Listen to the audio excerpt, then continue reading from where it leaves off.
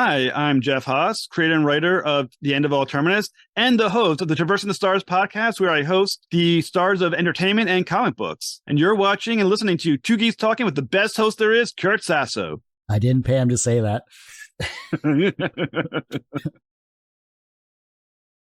Good morning, afternoon, evening, everyone. Two Geeks Talking is an entertainment industry interview show where we interview the creative people from the comic, film, TV, movie, and video game industries. And of course, I'm your host, Kurt Sasso.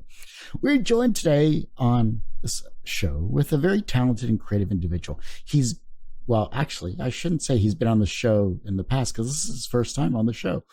But you know his work, of course, from being the host of Traversing the Stars and a very talented individual as an interviewer. But he's joined today as a comic creator and writer for an amazing series called The End of All Things Terminus, joined today by Jeff Haas. How you doing today? You're very well. How about yourself? Doing good. For those that don't know anything about yourself, as a creative person, tell us who you are and what you're bringing to Two Geeks Talking. I'm a comic book writer. I have a couple of titles that some people may know. Nightmare Patrol, Malik Reigning Devil, Santa Claus. And now I'm doing The End of All Terminus. People may also know me as a publicist of a great indie group of people, which you can check my page. You'll know who they are. Traversing the Stars, I'm a podcast owner, publicist. So that's me in a nutshell. You got so many irons in the fire there. I don't know how you keep it all straight. I use my notes on my phone with every day I put on a list of things I have to get done that day. And one by one, I delete them off as I accomplish certain goals. I have to be, or I'll totally get lost. There's too much going on between that work. If I don't write it down, I'm totally going to get lost. Well, let's talk about more happy things then and more geeky things in that matter. Of course, I know you from being a host of Traversing the Stars and looked at your comic work as well too. But looking at The End of All Things Terminus, why is that an important story for you to write and get out there in the comic world? It just allows for so many different things I want to talk about. Questions of humanity, questions of different cultures and society. It's kind of like that epic in my head that it's been stirring for such a long time that I finally just want to get it out. And I want to be able to talk about all the things that I'm interested in.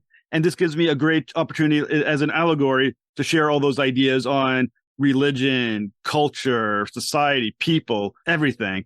And I think it's going to be a fantastic ride, and I get to kill off a whole bunch of people. So it's going to be a lot of fun. Fictitious people at that, yeah. I think in my head, I start off on the ship. The Terminus is the name of the ship. There's going to be 100,000 on the ship when it all starts. And probably by the end, I'm looking at between 8 to 12 survivors. So a lot of people are get to die. You know, what's the most misunderstood aspect about the sci-fi genre that maybe people who don't follow it don't understand? Don't respect it. Maybe take things for kids. There's also an idea of sci-fi being geeky and it's just kind of like tech babble instead of story. And I think a lot of people also take it as pure entertainment when the great sci-fi stories, and most of them, Star Wars, Star Trek, anything like that, are deep allegories with big ideas behind them and a lot of scope. And I think people need to respect the genre for that. I mean, we're so inundated with sci-fi as it is, and it's a great genre, like you mentioned, but I think everyone automatically gravitates towards, okay, if it's sci-fi, it's a Star Trek. You know, if it's an epic, it's a Star Wars. There doesn't seem to be any real leveling of the playing field these days. It's independent creators like yourself that actually get to finally showcase the talent that's out there. I think the broader audience needs to accept sci-fi. And I think, like I said, I think it's easily dismissed as something that's not identifiable, something that people can't connect with. That's something that people feel intimidated by just because of the techno aspects of it. And people think it is just pure nerd material, but it's not. It is fun. I mean, Star Wars, extremely a fun series. Star Trek, even with all the philosophy and everything else that's in part of it, it's still great entertainment. And I think people are afraid of approaching something that they're going to be intimidated by. Obviously, yourself as a creative person, it's wonderful to have a team around you. Who are the people that have worked with you on this particular series? The artist behind the book is Brad Shipp, who's a wonderful artist. His work, he creates these great designs for these aliens. The ship is fantastic looking. The designs inside the ship, they just look epic. Everything about Brad Shipp is epic. Story is going to be black and white at the moment. So he is the penciler and the inker and providing the gray tones and things of that nature. I think a lot of people are going to be impressed with what he has. And the aliens look badass, which is what you need in sci-fi. If the aliens don't look cool, you lose the sci-fi fan base. And that's the one thing I noticed about the preview you sent me here. It was this contrast of the darks, the lights, the gray tones. I think the epitome of a good artist is not how they color, but how their black and whites stand next to what they can do in color. And then we look at Terminus here, it's up in that level because, I mean, the detail. This should be a manga. Like, this should be like part of the Japanese culture. Like, why aren't you like promoting this in Japan? I wish I was more familiar with manga because they sell so well right now. There's such a boost in manga sales. At the end of the day, what Brad Shipp does, he gives each alien a sense of their culture. When you look at the Citadel, which is belonging to the acolytes of Devo, he just gives it the gothic scope that they deserve. The ship matches, the rooms match the aliens. The ship feels alive and it feels organic and tangible. It wouldn't work if it just whole thing just felt like just a random organization of rooms and shit, but he makes it look like it's real, that you can feel someone sitting in there and living there. And you can see the different aliens and you can see their voices are on the ship as well. It's not just everything just looks cookie cutter area. You can tell by immediately when you look at part of that ship, that's where these aliens are spending their time. That's their spot. And I think it really works. And there is an idea that if we hit $3,000 as a stretch goal, we may consider color, but for now I think black and white is the way to go, and it kind of gives it more epic, looking at scrolls almost. The Kickstarter campaign is currently ongoing right now, which is great to see, and you have a lot of progress with it so far here. What are some of the tiers that you're looking to showcase with this particular campaign, and what can we expect? All right, well, there's a lot of cool stuff. There's variant covers. Dave Valencia is doing a kick-ass cover. You probably know Chris Michael. He's doing a Crit Terminus, End of All Terminus crossover cover with our character Thraxus and one of his characters. They're going to be arm wrestling on the cover, which is going to be pretty cool. Good little crossover right there. We're going to have T-shirts. We're going to be selling prints as well. And the cool thing is, too, Brad Shipp, apparently he's an expert at making a 3D as a 3D modeler. So he has 3D models of the ship we're going to be selling. So you can have your own little ship, I guess, action figure that you can put out there. I think it's like 8 inches in size. I think something along those lines. It's there. Buy that as well. We're going to have stretch goals as well, stickers, pens as well. We're considering adding one for mugs as well that you can put on there. But there's going to be a comic store incentive as well, where you can buy a bunch of ours at a good price. It's something like $60 for like 10 copies, something along those lines. Yeah, I mean, we're trying to do everything we can to get people interested. You can buy all the 3 variant covers all at once. There's obviously the digital, which is going to be kind of cheaper. I think we're putting it at like $2, I believe, a $2 digital. For something that's a PDF, it takes me 5 seconds to email to someone, screw it, $2. I don't want to rip anybody off. Yeah, exactly. I mean, it probably cost me 10 cents to put it together, and $1.50 goes to Brad.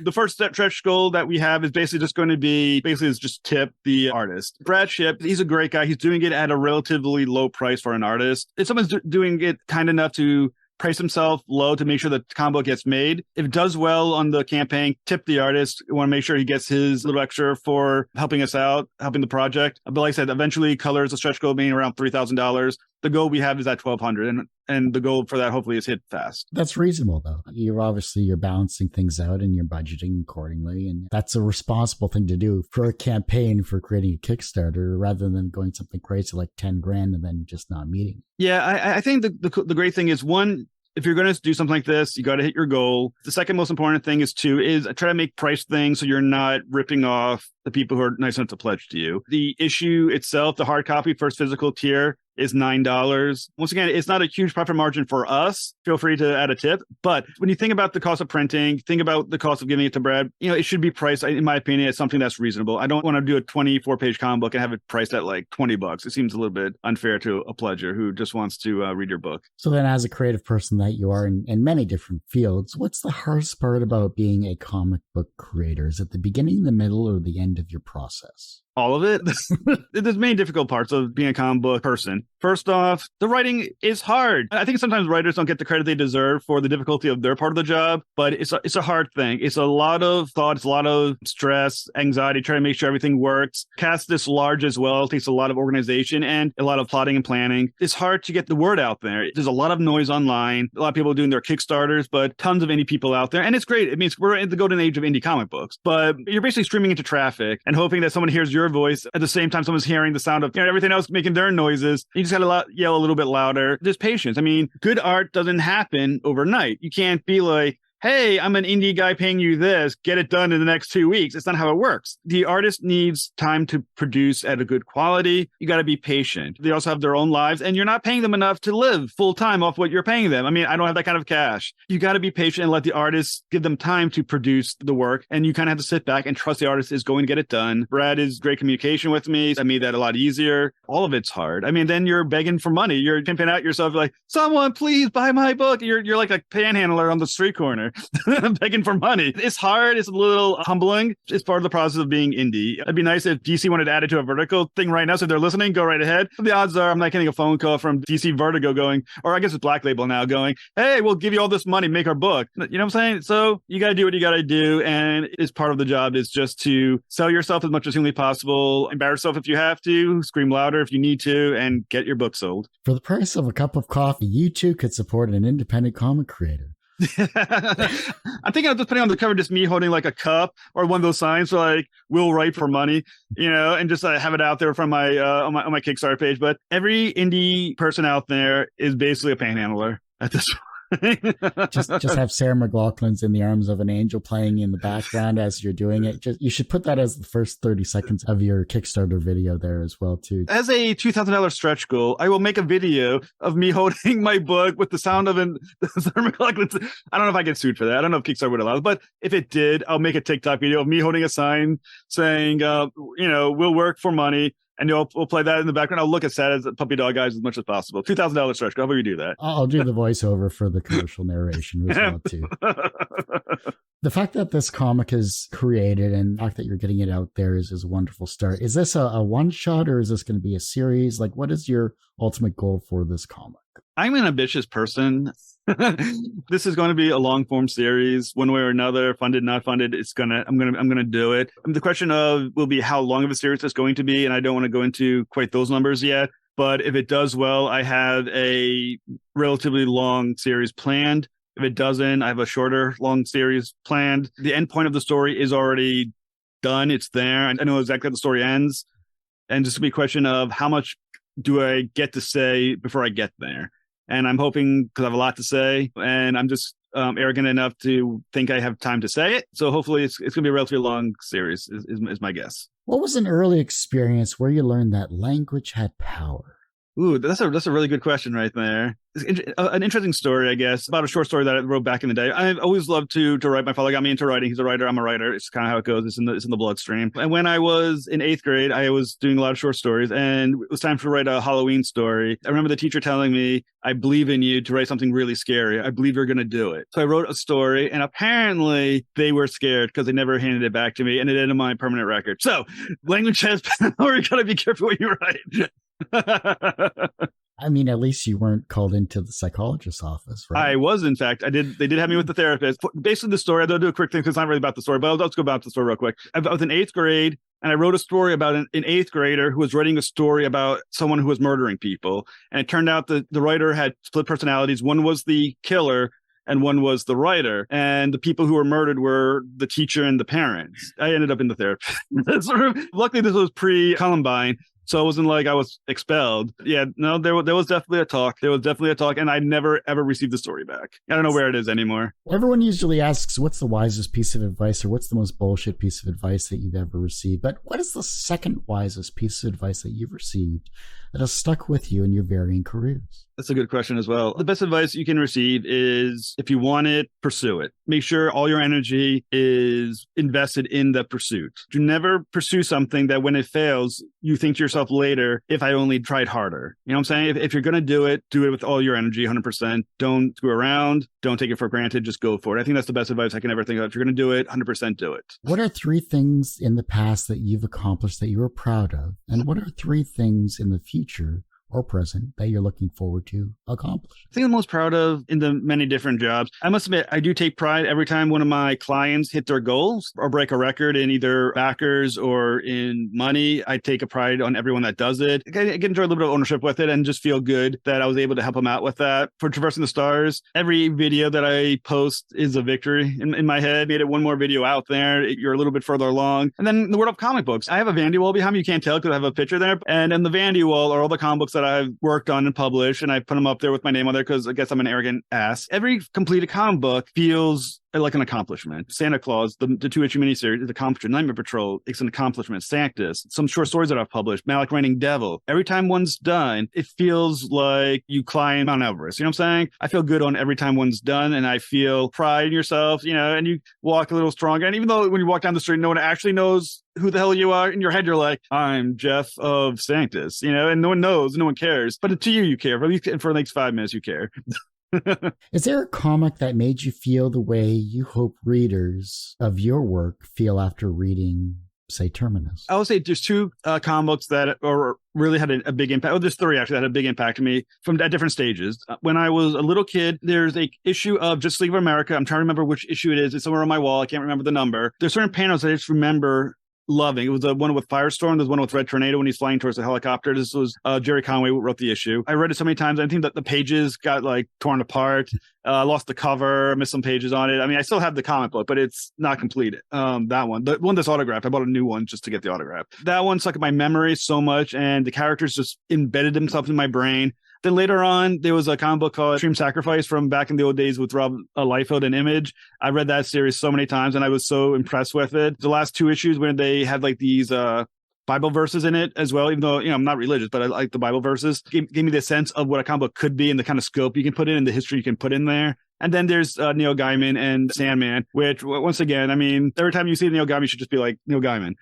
And, he's like the patron saint of all great writing, in my opinion. And if you're going to try writing anything, if you can try to hit 1% of 1% of what Neil Gaiman did in Sandman, you've accomplished something in your lifetime. So my goal, reach the 1% of 1% quality of Neil Gaiman Sandman and feel good about it. I mean, you got the epic scope, great characters, great writing. And much like Terminus, when he talked about writing Sandman, he said, the great thing he had about Sandman is that anything he was in the mood to talk about, he could talk about in Sandman. And that for that day, that would be what he would talk about in the story. Terminus was this long form. Give me the same thing. What am I thinking about? What do I want to talk about? What ideas do I want to share? And Terminus allows me to do it because I have enough time in my head to tell all this part of the story. Everyone has one person that inspired them on their path to where they are today. Who was that for you? My father. I wouldn't be a writer if my father wasn't a writer. I still remember playing in the family room with my toys and watching my father type away at the computer. Back in the old days, it was like those old school black background, green text, type computers. And watching him on the computer thinking and agonizing over the words and sentences, stuff like that. I thought to myself, I want to do that. I don't know. It looked painful, but I wanted to do it anyway. So I would say my father was the inspiration to become a writer. From a professional standpoint, you are a multi-talented and successful not only comic book writer, but host and PR person as well, too. So you're professionally successful in many different areas. Do you consider yourself personally successful? No. I will say that I'm one of those people who constantly look over the next hill and think I need to be there, or why am I not there yet? So I think no matter what I do, I always think of the next horizon being like, I got to be there. While my victories are enjoyed and are momentarily enjoyed, I always feel I should be at the next one. And that's what drives me to continue doing what I do, because I'm very, maybe even, I don't know, competitive is the right word. I want to make it to the next level of success. And I'm not sure what success is going to feel like, if I ever will totally feel like sit back and go, I've done it. But I think the reason why I keep doing it is because I'm still reaching for that level of success when I will eventually, maybe one day, go, I've accomplished that. So I will say, no, not yet. And I don't know when that will ever happen, but I feel like the line that keeps moving ahead of me when I try to get there. Goalpost moving, indeed. The reverse of success is failure. How do you deal with your failure? I don't like the feeling of failure. I don't know anyone who does, but I don't like it. And the only way to stop feeling like you're a failure is to keep moving again. When I do fail, and I failed a few times, or more than a few times, but whatever, sit back for a minute, brush myself off, and immediately dive back in. The moment you dive back into the thing, you stop feeling a failure because now you're moving forward yet again. So I think the best way to deal with failure is to just keep moving forward, keep stepping forward. It's like fighting against a hurricane. The hurricane of failure is coming at you because most of, like baseball, you fail more, you're going to succeed. Keep stepping forward, little by little, step by step, and you fight it back. And that's the best way to overcome failure, is just to keep moving forward. That's a new one. I like that. That's a good phrasing, actually. I like that. Thank you. The younger generation is looking at your work and they're becoming inspired to be creative in their own way, whether it's as a comic writer or a host of a show or whatever the case may be. And the fact that you have the younger generation with you looking up to you as it is, then Hopefully you're inspiring them in some way, shape, or form. How can they inspire the generation that follows them? The key to inspiration is just doing it. Lead by example. I don't know if anyone is literally looking up to me, but if they are, cool. Thank you. Whatever. But the best thing to do is just model success by being successful, by keep trying. If anyone ever does look at me 5, 10, 15 years ago, anything I've ever accomplished, hopefully the main thought they have is he kept going. He kept moving forward. So what the best thing for them to do, keep moving forward, model effort, model dedication, a model principle, and hopefully the next generation then looks at you, and then hopefully it snowballs. You're hopefully the voice of another generation that's working even harder, pushing even further, and are even more ideal with principle than the ones that came before. And in my opinion, that's the best way to hopefully be a good model of being a living person. If your life was a comic book or a show, what would its title be? And what would its soundtrack be? I think it would be he tried.